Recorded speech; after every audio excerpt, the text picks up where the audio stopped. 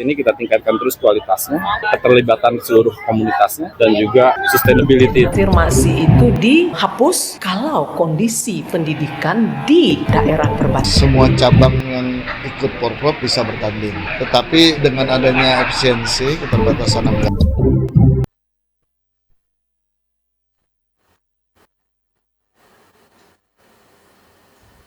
Pendengar dan pemirsa, itulah berita utama Kaltara pagi ini, Jumat 10 Juli 2026.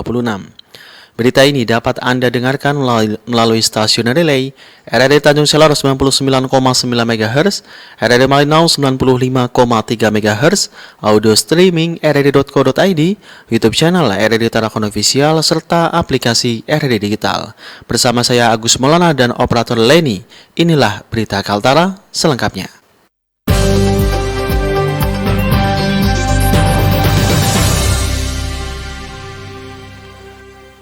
Kita ke informasi yang pertama, pemirsa dan pendengar. Penyelundupan sabu 3,1 kg digagalkan oleh Dit Polairut Polda Kalimantan Utara. Pelaku diduga dikendalikan bandar dari negara tetangga Malaysia. Ancaman pidananya sampai dengan maksimal 15 tahun sampai dengan seterusnya. Sabu seberat 3,1 kg yang dimusnahkan di Polairut Polda Kalimantan Utara merupakan hasil pengungkapan penyelundupan narkotika dari wilayah perairan Malaysia menuju Tarakan. Polisi menduga pengiriman dilakukan melalui jalur laut dengan pola ship to ship sebelum dibawa ke daratan. Dalam perkara tersebut, seorang nelayan berinisial IW diamankan bersama barang bukti sabu dengan berat neto 3.125,79 gram. Polisi menduga IW berperan sebagai kurir yang membawa barang sesuai arahan pihak lain. Direktur Polairut Polda Kaltara, Kombes Pol Tidar Wulung Dahono mengatakan, pengungkapan bermula saat personil Subdit Gakum Dit Polairut bersama KP Balam Dit Polairut Baharkam Polri menerima informasi adanya pengiriman narkotika jenis sabu dari wilayah perairan Malaysia menuju kota Tarakan. Kemudian petugas melakukan pengawasan terhadap pergerakan barang dan orang dari wilayah perairan hingga ke daratan sebelum melakukan penindakan. Dalam pemantauan, petugas melihat aktivitas mencurigakan di sekitar perairan Beringin. Seseorang terlihat mengambil barang dari speedboat untuk kemudian dipindahkan ke kendaraan roda 4. Petugas kemudian membututi kendaraan tersebut hingga berhenti di parkiran salah satu hotel di Kelurahan Selumit Pantai, Kota Tarakan. Seorang pria yang turun sambil membawa plastik hitam langsung diamankan. Tidar mengatakan, dari pemeriksaan polisi menemukan 3 bungkus plastik berukuran besar yang diduga berisi narkotika jenis sabu dengan berat 3,1 kg. Tersangka IW diketahui merupakan warga Tarakan yang bekerja sebagai nelayan. Polisi turut menyita 1 unit speedboat warna merah putih bertuliskan walet, mesin Yamaha 40 PK, 2 unit telepon genggam, pakaian, serta sejumlah barang lainnya. Yang 3,1 itu kita dapat informasi dari mulai perairan dengan pola penyelidikan kita tungguin. Begitu sudah ada kepastian, baru bisa kita amankan. Yang bersangkutan bukan residivis, namun pengakuan sudah 2 kali. Yang sebelumnya itu melalui daratan dan ini pun juga akan disebarkan ke wilayah-wilayah daratan. Melalui penghubung lewat telepon, salah satu penghubungnya yang diakui sama yang bersangkutan tidak pernah ketemu, itu di perairan antara Indonesia Malaysia, mereka bertemu ship to ship baru dibawa ke arah Next Speed sendiri. Namun kita sudah punya beberapa nama untuk kegiatan sewanya apa, ini dalam pengembangan untuk orang-orangnya. Ancaman pidananya sampai dengan maksimal 15 tahun sampai dengan seterusnya. Seumur hidup pindahannya? Seumur hidup kalau dia nanti dapat diduga bandar.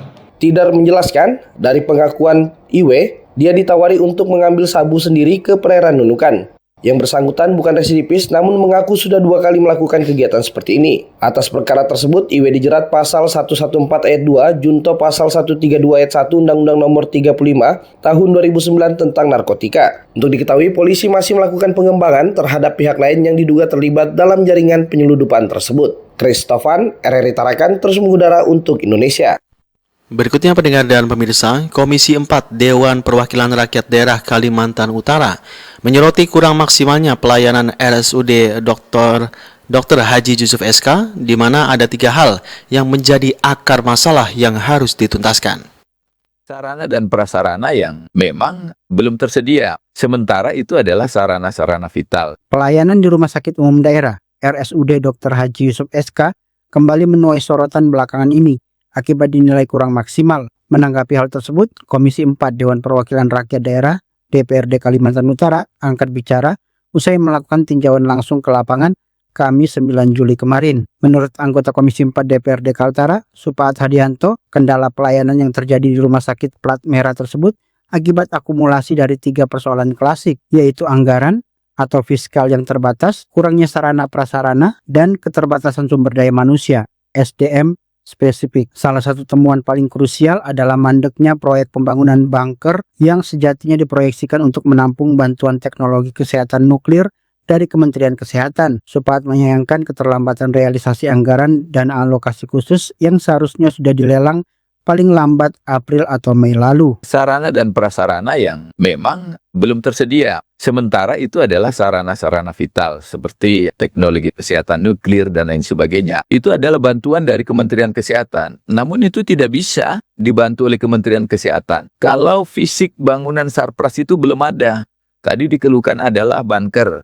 Bunker ini seyogyanya anggarannya sudah ada lewat DAP yang harus dilelang paling lambat itu ya di bulan April atau bulan Mei. Sampai dengan saat ini pengadaan bunker yang akan ditempatkan oleh Kementerian Kesehatan itu belum bisa dilaksanakan. Mengingat batas akhir penandatanganan kontrak dengan pihak ketiga dibatasi ketat hingga 22 Juli, Supaat mendesak pelaksana tugas Direktur RSUD Dr. Haji Yusuf SK segera mengambil langkah diskresi.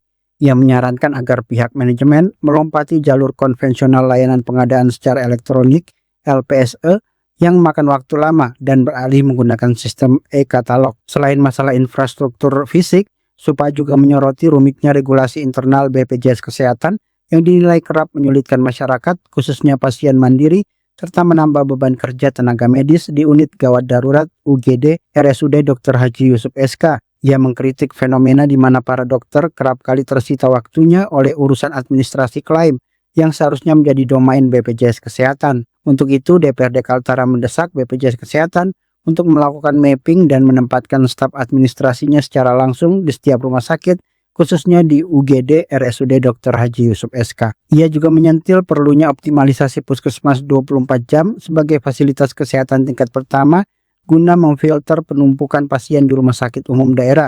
Berkaca pada berkurangnya layanan puskesmas 24 jam di Tarakan akibat menyusutnya kapasitas fiskal daerah. Persoalan teknis juga memperpanjang daftar masalah. Supaat mengkonfirmasi bahwa alat CT scan di rumah sakit tersebut saat ini sedang mengalami kerusakan parah. Meskipun teknisi dijadwalkan tiba minggu depan, biaya perbaikan alat canggih tersebut dipastikan memakan anggaran yang tidak sedikit. Guna mengurai benang kusut ini, DPRD Kaltara melalui Komisi 4 dijadwalkan bakal segera memanggil manajemen RSUD Dr. Haji Yusuf SK dan pihak BPJS Kesehatan untuk duduk bersama dalam waktu dekat guna mencari solusi. Muhammad Rajab Syah, RRI Tarakan, terus mengudara untuk Indonesia. Berikutnya pendengar pemirsa, Kemenpar meminta Pemkot Tarakan bergerak cepat melakukan evaluasi menyeluruh terhadap penyelenggaraan budaya Irau Tengkayu. Langkah ini krusial agar festival adat pesisir ini mampu menembus dan mempertahankan posisi dalam daftar top 100 Harisma Event Nusantara Kementerian Pariwisata Republik Indonesia. Atraksi ini kita tingkatkan terus kualitasnya, keterlibatan seluruh komunitasnya, dan juga sustainability itu. Persaingan untuk masuk dalam kalender event unggulan nasional dipastikan sangat ketat. Dari total 645 event daerah yang terdata di tanah air, proses kurasi diperkecil menjadi 125 hingga akhirnya dikerucutkan kembali menjadi top 100 besar CAT. Asisten Deputi Strategi Event Kementerian Pariwisata Wisnu Sindutrisno menekankan sinergi antara Pemprov Kaltara, Pemkot Tarakan, dan pusat harus diperkuat untuk mendongkrak kualitas atraksi serta keterlibatan komunitas lokal secara berkelanjutan. Ini sudah sangat bagus, tapi kita harus mengantisipasi untuk tren kedepannya dari wisatawan. Ya. Terakhir atraksi ini kita tingkatkan terus kualitasnya, keterlibatan seluruh komunitasnya, dan juga sustainability itu keberlanjutannya. Selain penguatan internal, Kemenpar juga menyarankan pengembangan konsep pariwisata regeneratif guna menjawab tren pasar global yang kini lebih menyukai destinasi yang personal dan berdampak positif bagi lingkungan lokal. Setia Widadi, RRI Tarakan, terus mengudara untuk Indonesia. Berikutnya pendengar dan pemirsa, pemerintah Kota Tarakan menerima dokumen arsitektur dan peta rencana sistem pemerintahan berbasis elektronik yang disusun oleh Dinas Komunikasi, Informatika, Statistik dan Persandian Kota Tarakan. Wali Kota Tarakan Dr. Haji Khairul Emkes mendorong terciptanya digitalisasi terintegrasi. Ini sebenarnya elektronifikasi di dinas-dinas ini kan sudah berjalan, cuma tidak terintegrasi tidak tepat. Pemerintah Kota Tarakan menerima dokumen arsitektur dan peta rencana sistem pemerintahan berbasis elektronik (SPBE) yang disusun oleh Dinas Komunikasi, Informatika, Statistik dan Persandian DKISP Tarakan. Dokumen tersebut diterima langsung Wali Kota Tarakan Dr. Haji Khairul Emkes dari rekanan yang bermitra dengan DKISP Tarakan untuk menyusun arsitektur dan peta rencana SPBE di Gedung Serbaguna Kantor Wali Kota Tarakan Rabu 8 Juli kemarin. Penyerahan dokumen ini menjadi langkah awal Pemkot Tarakan dalam mewujudkan sistem pemerintahan digital yang terintegrasi hingga tahun 2029. Dalam sambutannya, Wali Kota Tarakan Dr. Haji Khairul Emkes menyebut selama ini sejumlah OPD sudah menjalankan elektronifikasi, namun belum terhubung satu dengan yang lain. Ini sebenarnya elektronifikasi di dinas-dinas ini kan sudah berjalan, cuma tidak terintegrasi tidak tepat. Dulu misalnya Kominfo itu sendiri, nanti ada PPSP yang sendiri, lalu Dukcapil ada sendiri. Dinas saya semua bikin aplikasi yang sebenarnya tidak terintegrasi. Harapan kita bahwa semuanya menyatu di dalam SPD. Wali Kota menekankan digitalisasi bukan lagi pilihan, melainkan kebutuhan di era modern. Saat ini sekitar 80% layanan di lingkungan pemerintah Kota Tarakan sudah terdigitalisasi, mulai dari rumah sakit, puskesmas, penginapan, hingga sistem pembayaran dan transaksi di kas daerah yang sudah non-tunai. Wali Kota mengingatkan kunci keberhasilan SPBE bukan hanya pada pembuatan sistem, tetapi juga pada implementasi dan pembaruan data secara berkala. Yang mencontohkan beberapa tahun lalu, website pemerintah masih menampilkan data yang sudah belasan tahun, padahal data kependudukan dan lainnya sudah berubah. Wali Kota berharap ke depan masyarakat cukup mengakses satu portal untuk mendapatkan informasi dan layanan dari pemerintah. Muhammad Rajab Syah, RRI Tarakan, terus mengudara untuk Indonesia.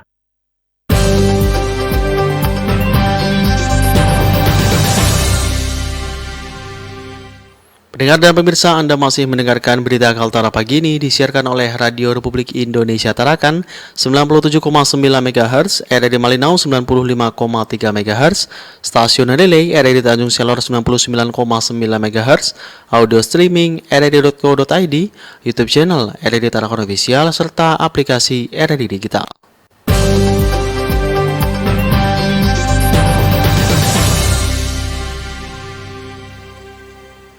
Berikutnya pendengar dan pemirsa, kita beralih ke Kabupaten Malinau. Komisi 1 Dewan Perwakilan Rakyat Daerah Kabupaten Malinau menolak wacana penghapusan jalur afirmasi dalam SPMB jenjang SMA.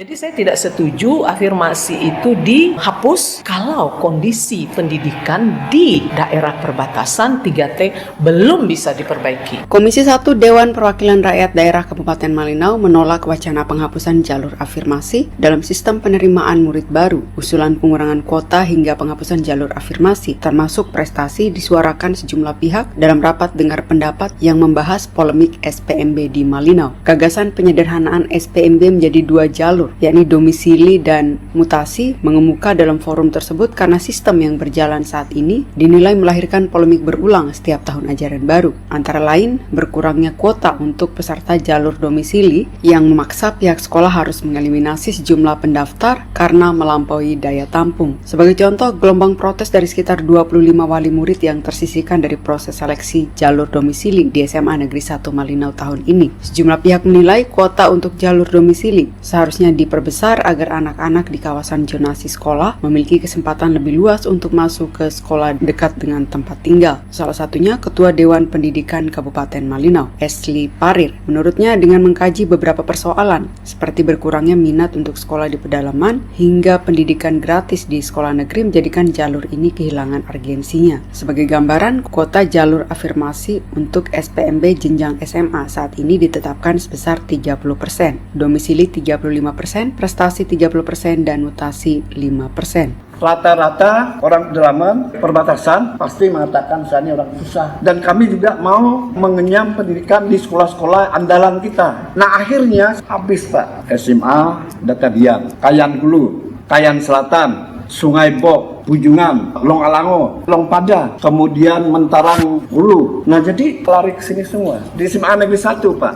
Karena ada kesempatan dia. Nah akhirnya sekolah-sekolah yang sebanyak tadi itu. Ketua Komisi 1 DPRD Kabupaten Malinau, Dolvina Damus, menegaskan jalur afirmasi masih sangat dibutuhkan masyarakat di wilayah 3T. Afirmasi itu baik sekali karena semua punya hak, apalagi yang tidak mampu, apalagi yang memang akses pendidikannya kurang. Nah, saya menilai akses yang di perbatasan memang kurang karena kualitas pembelajaran, guru, sarana, prasarana di sana kurang. Mereka punya hak harus mendapatkan akses pendidikan yang baik sama dengan yang saudaranya di sini. Jadi saya tidak setuju afirmasi itu dihapus kalau kondisi pendidikan di daerah perbatasan 3T belum bisa diperbaiki. Namun ia tetap membuka ruang perbaikan tata kelola jalur afirmasi ke depan. Ia meminta penyaluran kuota afirmasi dilakukan secara transparan agar benar-benar tepat sasaran. Ading Revlin, RRI Malinau, terus mengudara untuk Indonesia.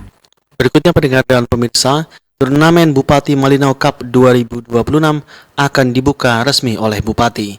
Pada 24 Juli hingga 8 Agustus 2026 mendatang, event olahraga ini terbuka bagi seluruh masyarakat dengan 20 cabang olahraga. Kita berharap sebenarnya semua cabang yang ikut Porprov bisa bertanding. Tetapi dengan adanya efisiensi, keterbatasan anggaran, jadi kita menyesuaikan. Ketua Komite Olahraga Nasional Indonesia KONI Kabupaten Malinau, Dr. Ernest Silvanus SPI MMMH menyampaikan bahwa pelaksanaan turnamen Bupati Malinau Cup tahun 2026 akan dimulai pada 24 Juli 2026 di Kuala Lapang hingga 8 Agustus mendatang dan terbuka bagi seluruh masyarakat Malinau. KONI Kabupaten Malinau berharap seluruh cabang olahraga yang akan tampil di Pekan Olahraga Provinsi Porprov ikut bertanding. Namun mengingat efisiensi dan keterbatasan anggaran, dengan terpaksa dilakukan penyesuaian dan sekitar 20 cabang olahraga yang menggelar BMC tahun ini. Karena itu, atas nama KONI Kabupaten Malinau meminta maaf kepada cabang olahraga yang tidak dipertandingkan kali ini. Namun jangan berkecil hati dan tetap bersiap diri melakukan seleksi dan pembinaan atlet yang siap tanding menghadapi Porprov tahun 2026 ini. Kita berharap sebenarnya semua cabang yang ikut Porprov bisa bertanding. Tetapi dengan adanya efisiensi, keterbatasan anggaran, jadi kita menyesuaikan. Jadi kami mohon maaf mungkin bagi cabur-cabur yang mungkin tidak dipertandingkan. Tapi saya harap jangan kita berhenti hati untuk tidak mempersiapkan Porprov. Nah BMC ini sendiri nanti akan kita laksanakan, kita buka tanggal 24 Juli ini di Kuala Lapang. Nanti akan bersama-sama dengan warga supaya warga masyarakat juga tahu, oh ini ada kegiatan event ini yang akan dilaksanakan sampai bulan Agustus sekitar tanggal 8. Ya, dari 20 cabur ini mungkin nanti bisa dicek. Harapan kita bisa mengatur waktunya dengan baik. Jadi nanti harapan kami klub, perorangan, yang olahragawan bisa ikut dalam kegiatan BMC. Ada nggak yang masing-masing cabur membuka untuk turnamen Open Kaltara? Biasanya ada. Yang biasanya Open itu kayak futsal, kemudian badminton, kemudian voli, kemudian kemungkinan bisa sepak bola. Nah itu kita harapkan juga kita bisa ya ada ajang kayak sparring menghadap klub-klub luar dari Malinau. Sekalian bisa mengukur dari atlet kita yang mungkin akan bertanding di Porprov 2026. Itu juga menjadi persiapan itu? Iya, salah satunya itu. Ya, kita sambil melihat bagaimana atlet-atlet kita yang mungkin sudah menjadi perhatian dari masing-masing cabang. KONI Kabupaten Malinau juga menghimbau kepada seluruh cabang olahraga yang ada di Kabupaten Malinau agar bersiap diri melatih, membina, dan mempersiapkan atlet terbaiknya untuk diikutsertakan dalam Pekan Olahraga Tingkat Provinsi Kaltara mendatang. Widayat, RRI Malinau, terus mengudara untuk Indonesia. Berikutnya pendengar dan pemirsa, daya tampung SMPN 2 Malinau Kota diproyeksi meningkat tahun mendatang. Dinas Pendidikan Kabupaten Malinau memastikan ada penambahan 3 rombel pada tahun ini. Ketika kami tahu SMP 2 itu sudah menjadi favorit dan akan bersaing dengan SMP 1 dengan pendaftar, rombelnya kurang. Kita berupaya untuk menambah rombel. Daya tampung di SMP Negeri 2 Malinau Kota diproyeksikan akan meningkat signifikan pada tahun ajaran mendatang dengan penambahan 3 rombongan belajar baru tahun ini. Hal ini disebut akan menjadi solusi dari persoalan lonjakan pendaftar yang terus terjadi setiap tahun ajaran baru. Kepala Dinas Pendidikan Kabupaten Malinau, Fitriadi, mengatakan penambahan ini membuat sejumlah rombel di sekolah tersebut bertambah dari 4 menjadi 7. Kapasitas penerimaan siswa baru tahun depan pun diproyeksikan naik signifikan dibanding tahun ini yang hanya mampu menampung 128 siswa untuk 4 rombongan belajar atau 144 siswa dengan adanya diskresi. Fitriadi menjelaskan SMP Negeri 2 Malinau Kota konsisten menerima pendaftar melebihi kapasitas rombel yang tersedia setiap tahunnya. Ketika kami tahu SMP 2 itu sudah menjadi favorit dan akan bersaing dengan SMP 1 dengan pendaftar, rombelnya kurang. Kita berupaya untuk menambah rombel. Caranya gimana? Tahun ini kita harus ada rombel nih, sehingga tahun depan ketika ada lonjakan kita sudah siap. Jumlah siswa tidak mungkin kita tambah kalau rombelnya tidak ditambah. Tambah rombel 3 tahun ini, jadi nanti setelah dapat mereka tahun depan itu kita sudah antisipasi kalau ada lonjakan aman gitu. Karena dana refit ini dana dari pusat langsung ke sekolah. Kami hanya bisa memfasilitasi, melihat, kemudian melihat perkembangan bangunnya seperti apa. Ini sekarang berproses ya. Menurutnya sekolah ini mulai diperhitungkan sebagai sekolah favorit karena berlokasi di pusat kota, dekat dengan sejumlah sekolah dasar berlulusan besar, serta mulai menunjukkan prestasi peserta didik di bidang non-akademik. Dengan penambahan rombel, Dinas Pendidikan memproyeksikan sekolah ini tak lagi menghadapi masalah kuota pada tahun ajaran mendatang. Langkah antisipatif ini menjadi bagian dari strategi Dinas Pendidikan Kabupaten Malinau untuk mencegah polemik pada penerimaan siswa baru tahun berikutnya, khususnya berkaitan dengan daya tampung. Ading Revlin, RRI Malinau, terus mengudara untuk Indonesia.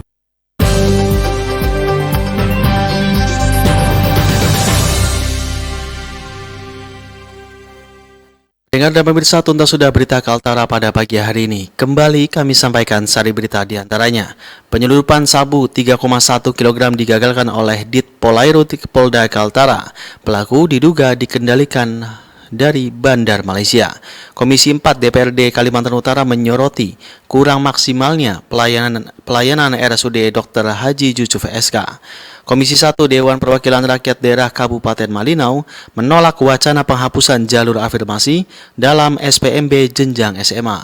Mewakili tim pemberitaan yang bertugas, saya Agus Maulana mengucapkan terima kasih atas perhatian dan kebersamaan Anda. Sampai jumpa.